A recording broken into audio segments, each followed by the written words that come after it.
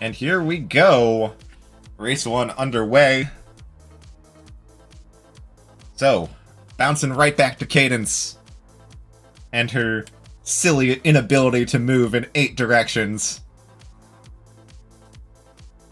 Look at this nerd. She can't even think about moving diagonally. She's outclassed by dogs. Oh, both racers though. Gonna be taking a quick hit in the arena fight here. And gonna be resetting. Yeah, early game full reset. Just both of them saying, nah, I don't want that hit. I'm just gonna redo that. Just get a mulligan.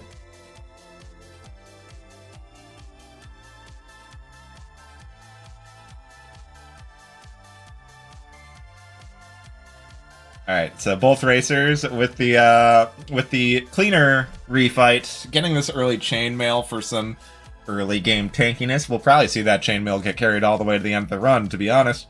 Chainmail, very safe, reliable means of protection.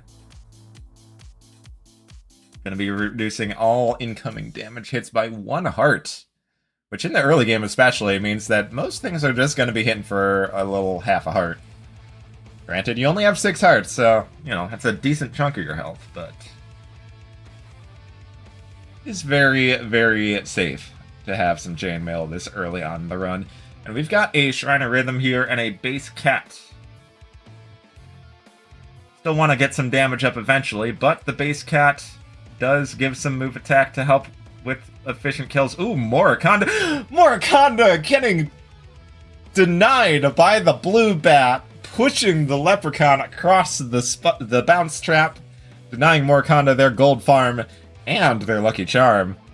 That bat saw what was going down and did not approve. That bat took one for the team and allowed the rest of his bat brethren down the line to keep chomping on Mora for the rest of the run. Thoughts on Chainmail versus Earth Tomes at this level? Absolutely Chainmail. The important thing to remember is that, you know, when I say armor's for people who get hit, that's I mean, it is true, but it's also that people who get hit are actually kind of cool, actually. Which is to say that it's very valuable to be able to just tank some hits every now and then to save a little bit of time.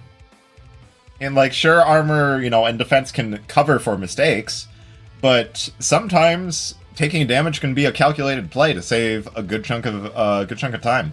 So chainmail just opens up so many options at this level.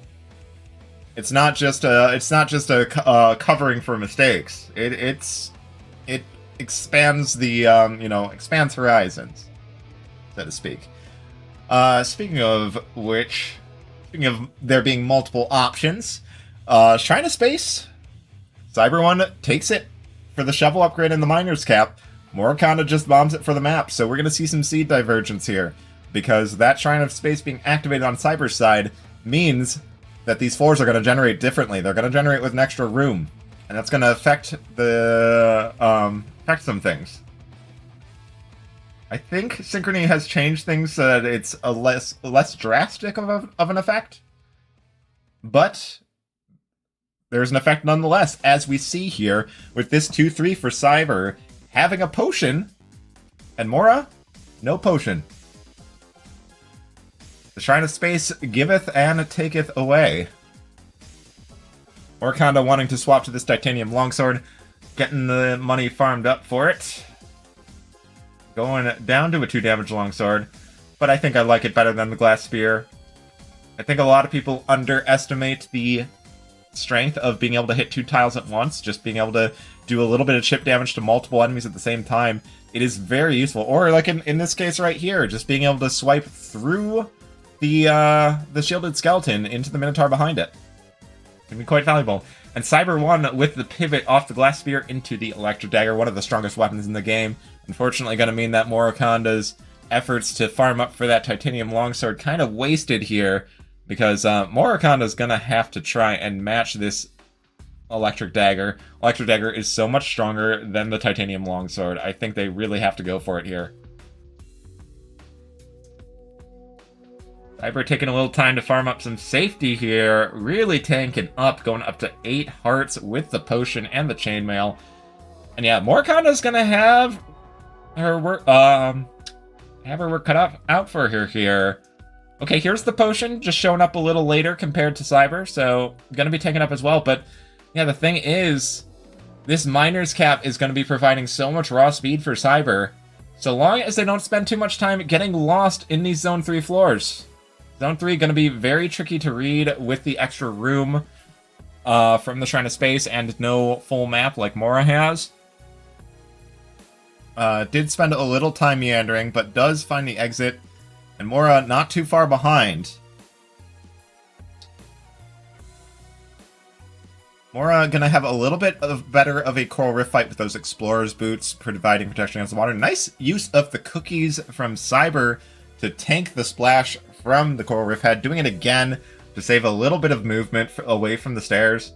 Ring of War out of the purple chest. Cyber doesn't want it. The Ring of Peace is good enough. Little bit of an inaccuracy on that throw there. I think was trying to get the Warlock teleport, but missed it. And here we go into the late game. Oh, that's 3 bombs for Cyber that it looks like Morra is gonna miss. If more bombs don't show up down the line, this could be a problem for Morraconda. That said, Morraconda for the moment taking the lead. Getting up to 4-2, just a little bit ahead of Cyber. Worth adding that at this point, I believe the Shrine of Space ceases to have any impact on the floor layouts. Zone 4 does not get extra rooms, so we should see identical layouts here. But yeah, Morra, looks like Morra might be out of luck here. There's no bombs on this 4-3. Which means that they are very likely going to be stuck on this single bomb, while Cyber has 3. When they both hit the stairs at the same time. Alright, there still is the possibility for bombs to show up in this Zone 5, and Morra kinda needs it. Don't let the fact that the racers are on the exact same floor at this exact moment fool you. Without those 3 bombs, Morraconda is going to have a much slower final boss.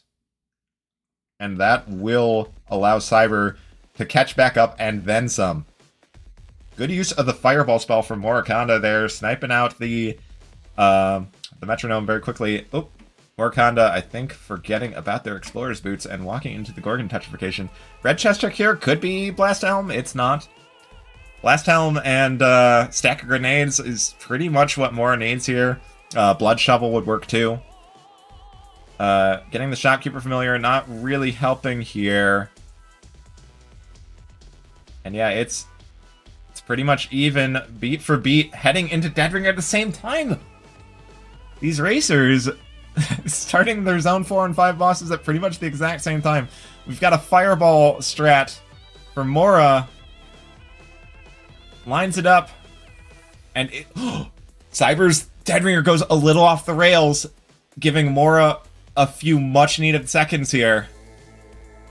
Morra with only 1 bomb, gonna have to hit 3 button setups here. But Cyber just gonna be able to bomb right up the center. But Morra with a very clean button puzzle phase is not far behind. 5 HP on Cyber's Necrodancer, 4 for Cyber, 5 for Morra. It's a 1 HP difference, 2 HP difference in Cyber's favor. 1 more hit to go. Ooh, missing that lure a little bit, but gets the last hit and gonna walk across the finish line while Morra has 1 hit point left on the Necrodancer. That's gonna be a win for Cyber with a difference of 5 seconds.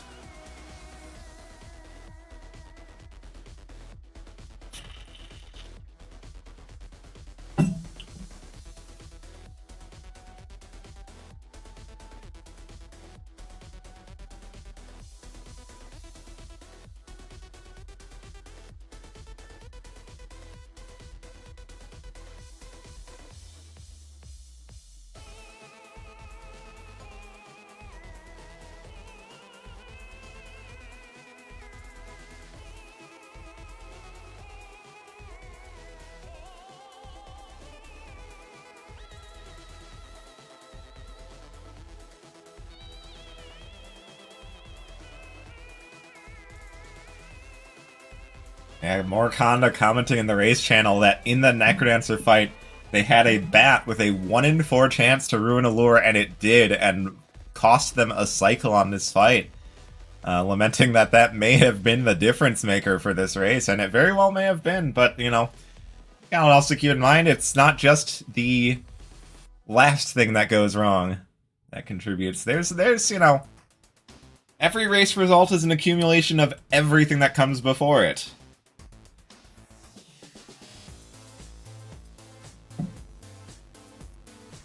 And it's important to keep that in mind when you're looking back at your play and looking for places to improve. Like, we could go all the way back to the start of the race and look at how both racers reset on that arena fight for the chainmail. There's a lot of factors to consider. You know, it's a game with some simplistic controls and mechanics, and yet when it all meshes together, it's beautifully complex. And there's so much to look at, so much to learn in every race. That's why I love it so much.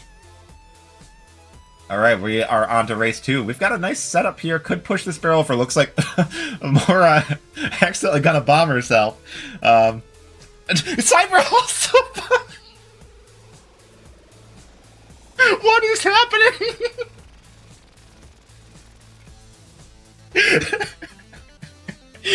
Oh, I'm sorry.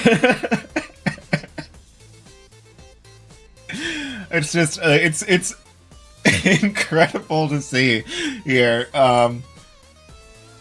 Just to, like, these are two very well established runners playing an absolutely incredible incredibly high level, and both races back to back we have seen just an immediate start with a mistake, and just they both reset instantly.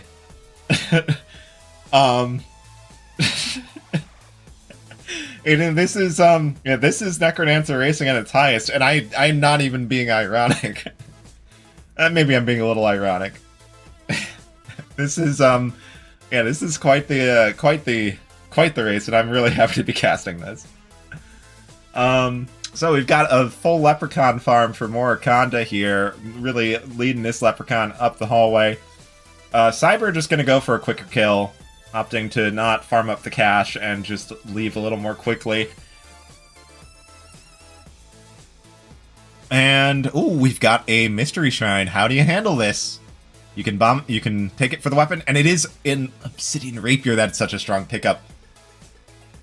You can also bomb trap it right here for the holster and carry that gold flail with you in case it comes in handy.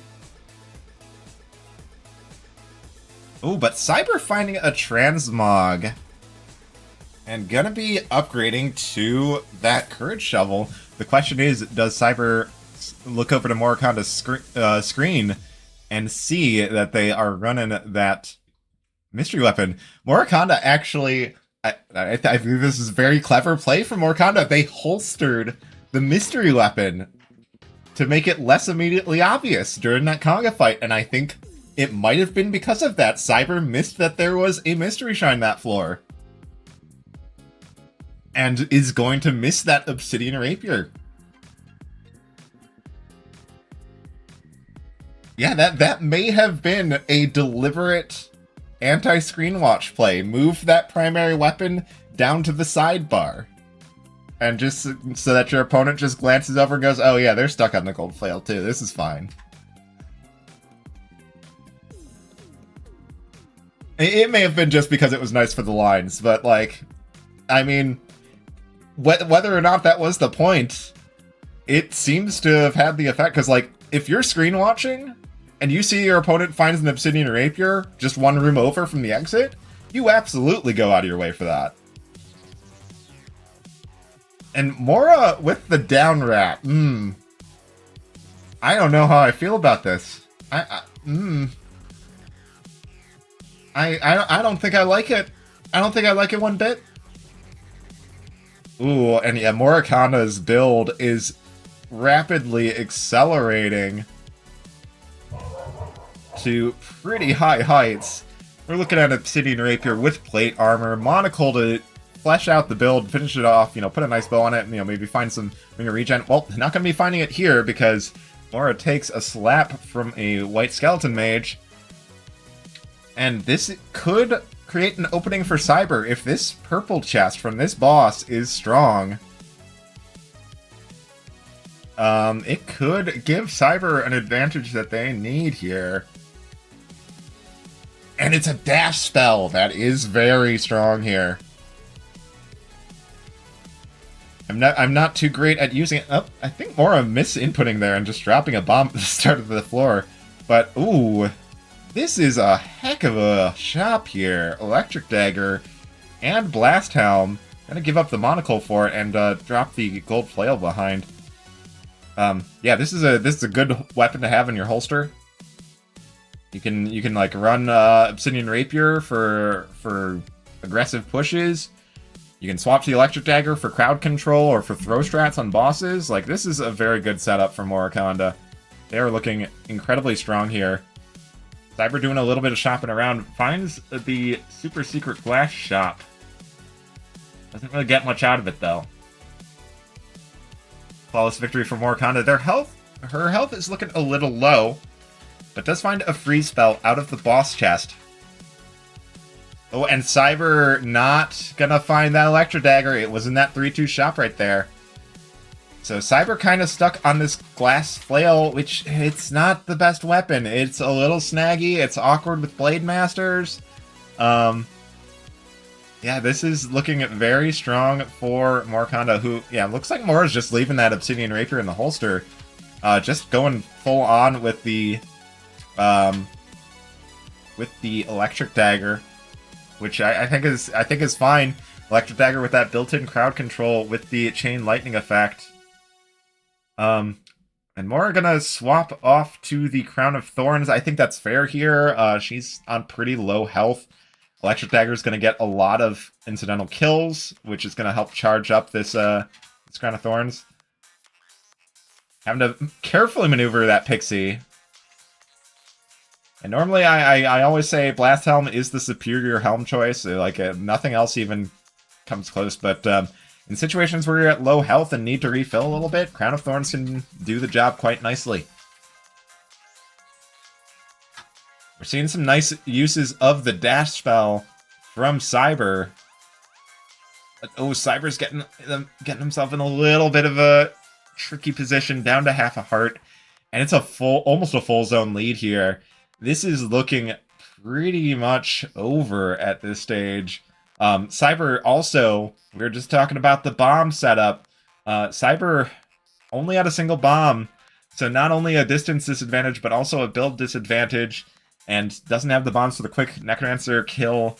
Morraconda has an absolutely decisive advantage right now, and we'd have to see something pretty drastic happen for Cyber to get back in this, even with that dash spell. Just everything else is a little bit lacking.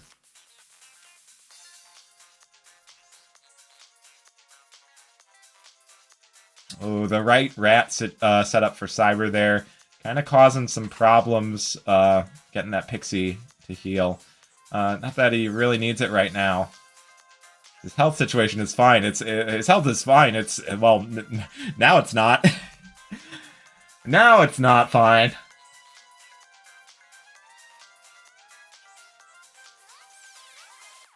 And yeah, now it's just up to Morraconda to just finish this run out. Oh, runaway Minotaur. Gotta be heading all the way back to the starting room.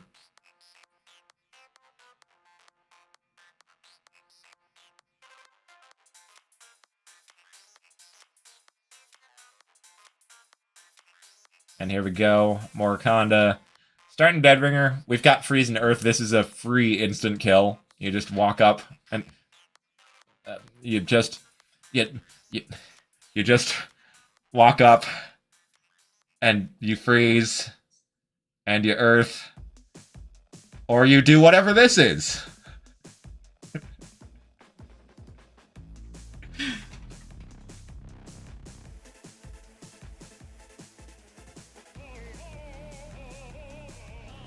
All right, perfectly on the rails, Deadringer. Don't worry about it.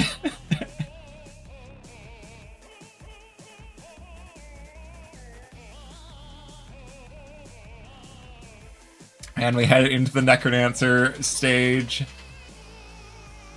These these bomb charm bombs, excuse me, gonna make quick work of the stage and the enemies contained within.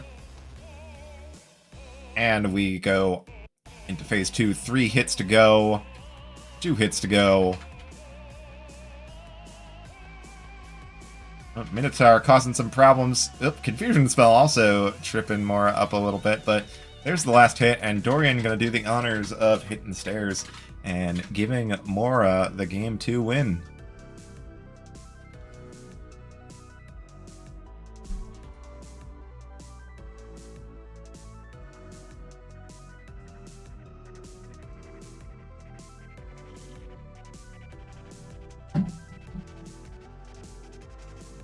Oh, yeah. That's the wrong icon, you're right. I mean, let's be honest. After that Dead Ringer, I'm inclined to give Cyber the win anyway.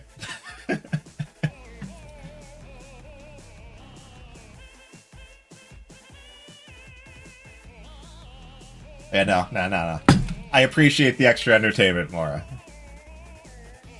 I don't want to be too mean here.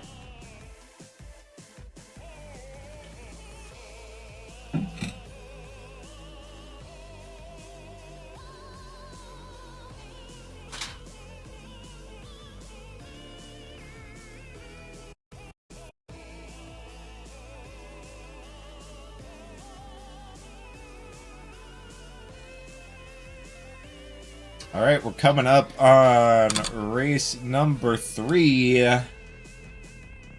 We are sitting at a 1-1 record so far in this set. I'm excited to see how this one finishes out.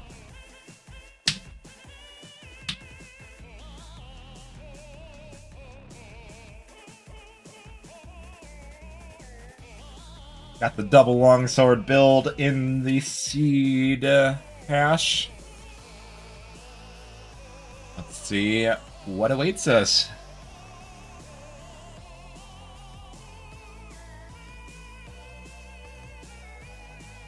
Alright, here we go. Immediate cracked wall. Both racers gonna bomb it, and it's a transmog. Yep, just take the quick reset, get your bomb back. Because 25 gold in the starting room takes a while to farm up, and at 1-1's low quality item tiers, you're generally not getting anything worthwhile. I think if you do transmog anything in 1-1, you go for the shovel to make sure that you get your bloodshot in 1-2. Alright, Morraconda, first one down to 1-2. Speaking of the bloodshot, there it is, right there. Both racers gonna bomb in. And that is Spiked Ears. Oh, okay, unfavorable teleport, forcing an exit, but going to get the kill here nonetheless. And Mora, #1 whip lover, at least that I know of, is going to be taking the Obsidian Whip.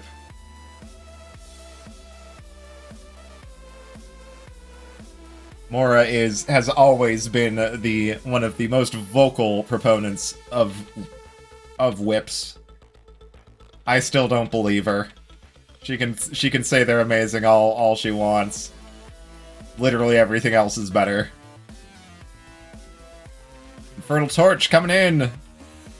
I really hope to see some of the good old-fashioned Infernal Torch value, but remains to be seen. Cyber 1 taking a different approach to this exit room. Also coming in and with a carrot.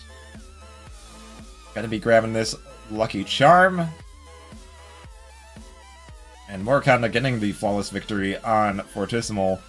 Alright, Mora, stick to your word. Keep running the whip. And she does. Transmute Tome. Into Helmet. Into Obsidian Rapier. I can't believe this. She gets rewarded for her faith in the whip with a weapon that's not a whip. This is an outrage. This is probably some sort of dramatic irony. I don't know.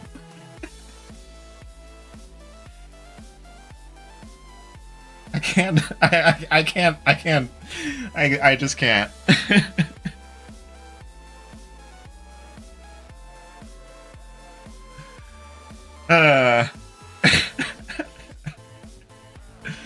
So, yeah, Mora with a very strong advantage here because, well, did give up the spiked ears. Ooh, that's a big fireball. Nice carrot use. Nice use on that, carrot or cheese or whatever food it was. I missed it. But, yeah, taking that second fireball, saving the health there. Wait, really? Mora has bombed open the vault that contains an obsidian bow. I think maybe didn't realize it was a vault. Was maybe looking at the minimap or something. And, yeah. I was gonna say, there's no, like, we've already memed with the whip. There's no way we meme with the bow, too, right? But yeah, just so, had to kill a few extra enemies because of that, of the enemies spilling out of that, but does move on fairly unscathed. And we are going on to 3-1. Fighting the Minotaur here. And a Pulse Spell for both runners out of the Flawless Reward here. Extra Bomb from the Mimic, and Cyber doing a good job keeping up. Like, Obsidian Broadsword, pretty definitely a much slower weapon than the Obsidian Rapier, but is making good use of just careful routing. Good use of that Pulse Spell, too. Just to try and keep pace. Oh, I think missing the fact that that was a Mimic, taking a slap from the Barrel Mimic there.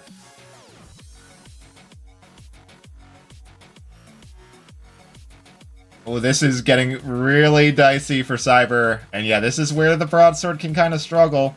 That diagonal range can get you snagged and get you stuck in open setups like this.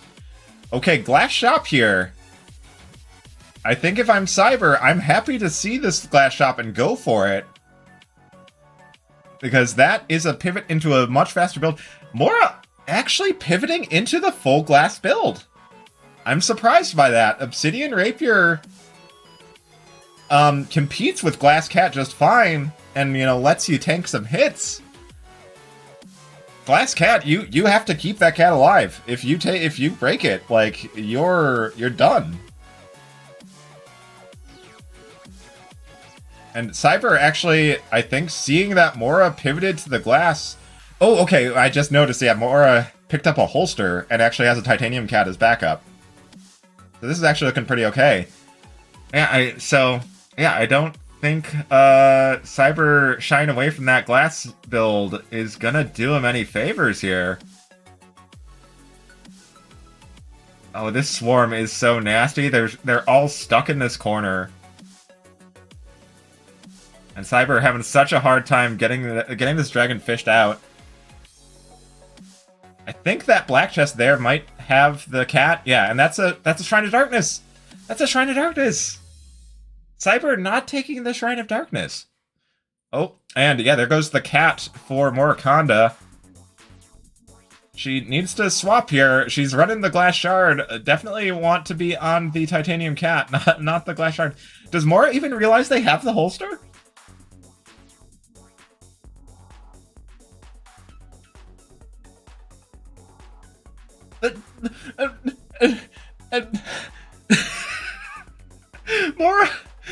Mora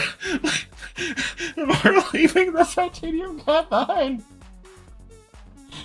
I can't do this. I think Mora is just maybe screen watching too hard and just like completely missed that they had the holster and left a cat behind.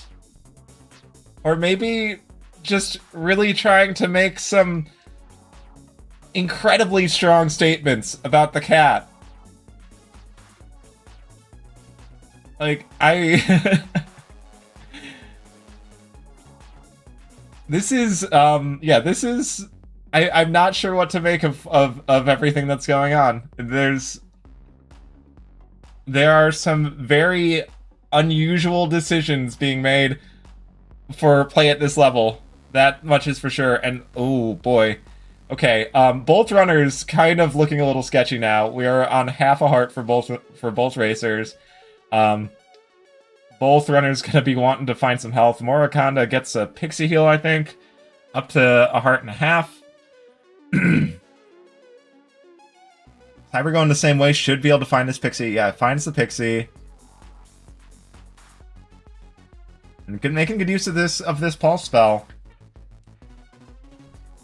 Just gonna kill this Freddy for the heavy plate. I think that's wise here. But yeah, Morraconda is kind of pushing ahead. Cyber needs to start putting the pressure on. And he definitely can. He's got the much stronger weapon setup here. With the Mana Pulse and the Blast Helm. Like, this Mana Pulse can one-shot Coral Rift here. And yeah, it's gonna move on. Keeping close. Looking to close this gap. Oh, but Cyber kind of going the wrong way here. Exit is down here. Mora going for the food shop. Getting a little bit of health back with some cookies. And that break for a snack is gonna allow Cyber to pass her up.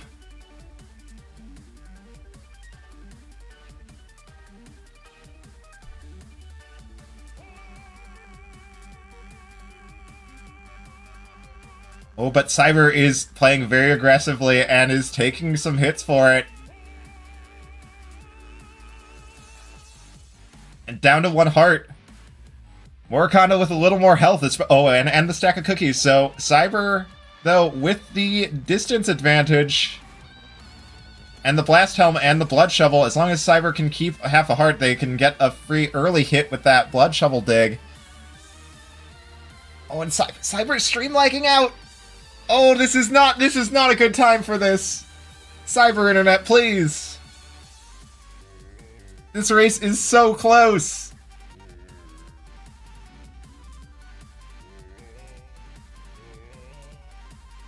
I've got my eye on the race room in the Discord.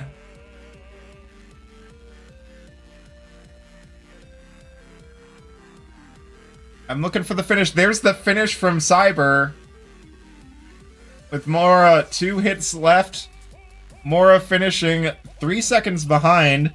Hopefully Cyber's stream comes back and we at least see the final in-game time to confirm the results here.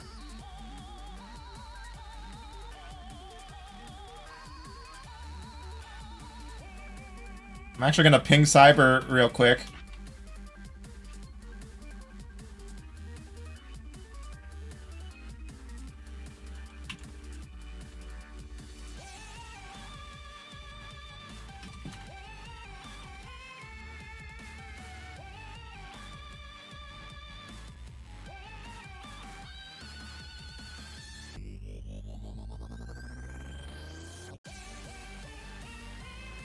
Oh, okay, wait, there it goes. Okay. We got it back. 948, 1006 RTA. I think that, I think that beats Mora's time.